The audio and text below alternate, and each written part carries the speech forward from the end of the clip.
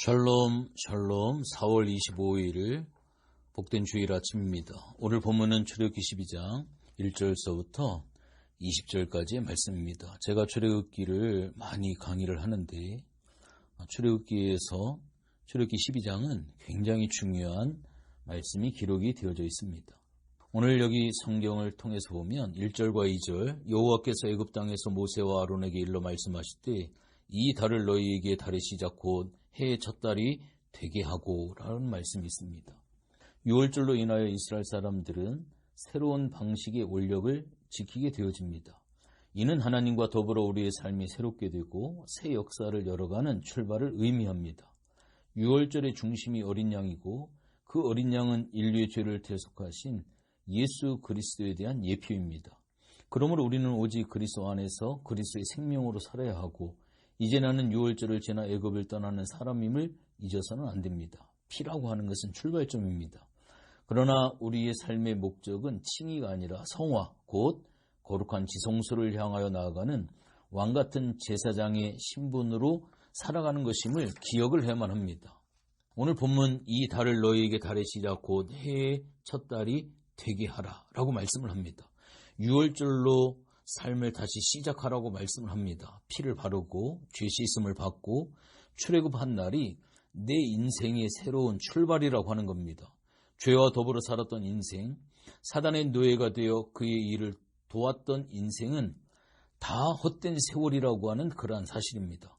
내가 주님을 만나서 죄사함을 받고 새 사람으로 거듭났을 때 하나님께서는 우리의 날수를 계수하신다고 하는 겁니다. 내 인생 가운데에도 예수 그리스도로 인하여서 BC와 AD가 분명하게 있는지 확인해 볼 필요가 있습니다. 우리는 그리스도 안에서 카운트되는 인생을 살아야 합니다. 자신과의 싸움에 너무 많은 날을 보내지 말고 이 땅을 살리며 구속사에 쓰임받는 날들로 남은 생애가 채워지기를 기도하시는 여러분들이 되어지길 원합니다. 또한 오늘 여기 본문의 말씀에 보면 장자 재앙을 피하려면 피 바른 집 안에 있어야 됨을 강조하고 있습니다. 어린 양의 피를 집 문설주와 인방에 발라야만 했습니다. 7절의 말씀에 잘 나와 있죠. 이것이 그들의 집과 애굽인들의 집을 구별하는 표시가 되어집니다. 이때는 개인이나 집의 환경, 집안에 있는 사람의 인격, 남녀노소가 구분되어지지 않습니다.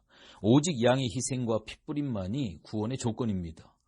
피는 내가 보기 위해서 바르는 것이 아닙니다. 여호와의 심판의 사자가 볼 때 표적이 되도록 집 입구에 발라야만 합니다. 심판을 피할 수 있는 유일한 방법은 예수 그리스도의 보혈 안에 있는 것임을 분명히 기억을 하십시오. 6월절 이후 우리는 피의 언약 아래 있었습니다. 피는 죄의 심판을 피할 수 있는 유일한 방법입니다. 양을 잡는 일은 하나님 앞에서 대속의 행위고 피를 바르는 것은 이스라엘에게 그 피가 믿음으로 적용됨을 의미합니다. 하나님의 공의는 반드시 충족되어야 하고 죄는 반드시 그 대가를 치러야만 해결이 되어집니다. 예수 그리스도의 십자가의 죽음이라는 역사적 사건만으로는 내가 구원이 임할 수가 없습니다. 그 피가 내 양심에 뿌려지는 순간 내게서 새로운 생명이 시작이 되어집니다. 이스라엘에게도 오직 그 약속을 신뢰하고 지시하신 말씀대로 순종하는 일만이 그들이 하나님께 보여드릴 수 있었던 믿음이고 순종의 행위였음을 기억하십시오. 6월절은 새로운 관계성을 선포를 합니다. 6월절 이후로 이스라엘은 이제 하나님께서 책임져 주시는 하나님의 소유, 하나님의 백성이 되는 것입니다. 신약시대에 우리가 십자가 예수 그리스도 구속사를 입에 달고 살아야 될 이유가 과연 무엇입니까? 이스라엘의 6월절이 4,000년이 지나도록 유대인의 정체성이 되어 그들을 지켰던 것처럼 우리의 정신, 우리의 신앙, 우리의 삶의 방향에도 십자가의 정신이 자리를 잡아야 된다라고 하는 분명한 사실입니다. 6월절 언약은 자신의 공로로 행위에 의해서가 아니라 피의 은총과 효력이 이제 나를 이끌어 간다라고 하는 출발점임을 다시 강조를 합니다. 피를 적용하면 계속 죄가 나를 지배하지 못하고 보혈의 공로와 은혜가 나를 끌어가게 되어져 있습니다. 피를 바르면 죄와 허물에 관계없이 하나님께서 지켜주신다라고 하는 것이 6월절 언약입니다. 6월절 사건 이후로 인간이 망가지는 것은 죄 때문이 아닙니다. 범죄하고 피를 바르지 않아 그 스스로가 죄값을 감당해야 하기 때문에 망합니다. 죄는 반드시 심판을 가져옵니다. 이것은 정해진 운명이 아니고 언약입니다.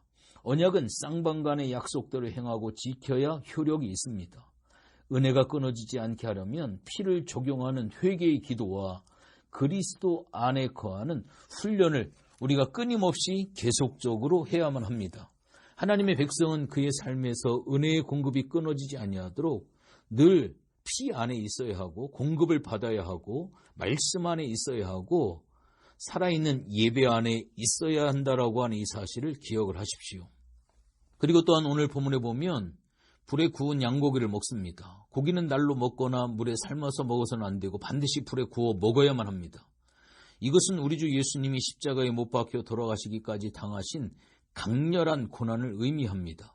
하나님의 진노는 불과 같으며 그리스도는 우리를 위해 저주를 받으셨습니다.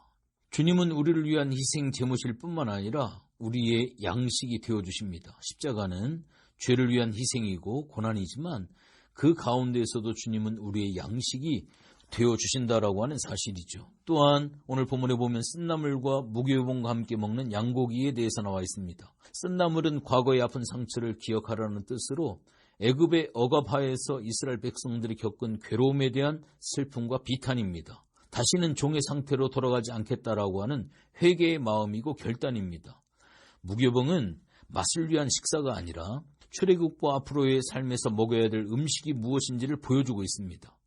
무교봉은 누룩을 넣지 않은 떡으로 출애굽한 자들의 새로운 양식이신 예수 그리스도를 상징을 하고 죄를 버리고 공급을 받을 때 우리의 삶을 극대화시켜줍니다. 이 음식들은 반드시 집 안, 곧 하나님의 은혜의 영역 안에서 먹어야만 합니다. 그리스도는 이제 새로운 공급, 새로운 양식이 되어집니다. 여러분들, 신앙이라고 하는 것은 떠남으로부터 출발을 합니다. 쓴나물, 무교병, 불에 구운 양고기, 이러한 양식들은 애굽의 생활, 문화 속에서 먹는 양식이 아닙니다.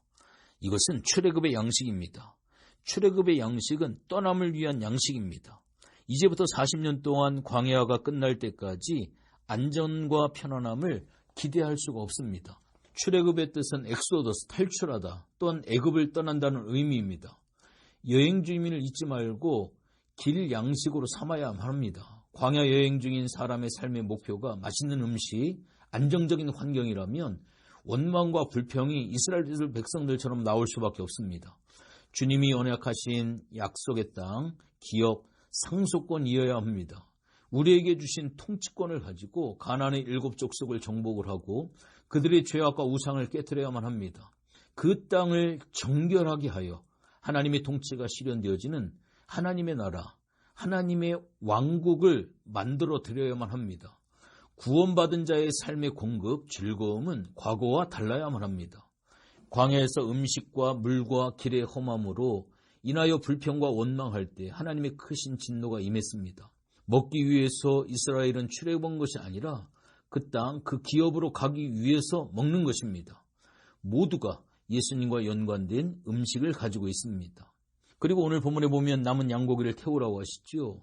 남은 유월절 양고기를 아침까지 남겨두지 않고 태웠던 것은 그리스도의 몸을 예표했던 그 성물이 더럽혀지거나 소홀히 취급당할 우려가 있었기 때문입니다.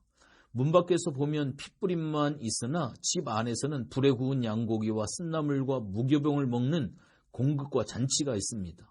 양고기를 통째로 먹으라고 하신 이유는 무엇일까요? 우리가 하나님의 말씀도 그리스도의 구속의 전 과정, 성육신, 십자가, 부활, 승천도 가감해서 받아들이는 게 아님을 가르쳐주기 위함입니다. 그 어느 과정도 우리의 구원을 위하여 빠져서는 안 될 필수 요건입니다. 나를 대신해서 심판을 받으시고 속량해 주시는 은총입니다. 속량함을 받는 자의 삶은 빚진 자의 삶이어야 합니다. 내 것이 아닌 하나님의 것으로 구별된 날이 유월절이고 그렇게 살겠다라고 스스로에 동의하고 자기를 내어놓는 날이 바로 우리가 침례를 받는 날입니다. 피의 언약과 침례의 언약이 우리를 구원하고 성별을 지켜서 이 땅을 책임지는 구속사의 여건으로 우리를 세워줍니다. 이제부터 우리 예수 그리스도가 우리의 양식이요 우리의 음료입니다. 이 양식과 음료를 바로가 주지 않습니다. 이전의 방식으로 우리가 살아갈 수가 없습니다. 그러한 사람은 여호와의 말씀을 멸시하고 그의 명령을 파기하였은즉 그의 죄악이 자기에게로 돌아가서 온전히 끊어질 것이다. 민수기 15장 31절에 분명히 우리에게 선언을 하고 있습니다. 결론적으로 말씀을 드리겠습니다. 하나님께서 이스라엘 백성들을 애굽에서 건져내신 이후에 오늘 이 유월절의 사건을 절기로 만들어서 영원한 규례로 대대로 지키라고 말씀을 합니다. 처음으로 보내는 유월절 밤은 잘 지켜야 될 여호와의 밤이었습니다. 그 밤에 애굽의 멍에가 목에서 벗겨졌고 가나안 땅으로의 약속이 시작되었기 때문입니다. 이스라엘 백성들은 그날 이후로 오늘에 이르기까지 자손들에게 잘 가르치고 전수하여 지금도 수천 년 동안 이 말씀대로 그들은 유월절을 지켜오고 있습니다. 이 땅에 살아가는 동안 피의 공로, 은혜의 공급을 통하여 살아가야 한다라고 하는 것을 분명하게 그들은 알고 있고 이 의미를 그들은 중요하게 생각을 하고 있습니다. 여러분들, 오늘 우리들의 신앙 가운데 유월절과 무교절이 있습니까? 구별된 삶이 있습니까? 아직도 세상의 음식에 길들여져 있습니까? 아니면 이제 새로운 양식인 예수 그리스도로 말미암아 기뻐하고 감사하며 만족하는 삶을 살아가고 있습니까? 우리의 신앙 가운데 반드시 유월절을 확인하는 것 중요합니다. 이 유월절, 내가 신앙생활 10년, 20년, 30년을 한다 할지라도 유월절의 경험이 없으면 신앙의 출발을 아직 하지 못하고 있는 겁니다. 내가 오늘 예수를 믿었다 할지라도 오늘 유월절의 은혜를 경험을 했으면 오늘서부터 여러분들의 신앙은 출발이 되어지는 겁니다. 이 사실을 오늘 반드시 확인하는 여러분들이 되어주시기를 주님의 이름으로 부탁을 드리겠습니다. 기도하겠습니다. 하나님, 이스라엘 백성들이 이제 유월절을 통하여 그 해 첫날, 첫 시작이라고 하는 신앙의 출발이요, 인생의 출발이요, 삶의 출발이라고 하는 기준점을 그들이 잡았습니다. 나의 신앙의 유월절은 과연 언제였었습니까? 하나님, 내 신앙의 유월절을 잘 기억을 하고 내가 지금 어느 신앙의 단계 속에서 내가 하나님과의 관계를 살아가고 있는지, 유월절의 양식을 통하여 먹고 마시며 하나님 앞에 감사하며 예배하고 있는지 우리들 자신을 다 돌아볼 수 있는 복된 하루가 되어줄 수 있도록, 복된 주일이 되어줄 수 있도록 하나님 도와주시옵소서. 감사를 드리며 예수님의 이름으로 기도했습니다. 아멘.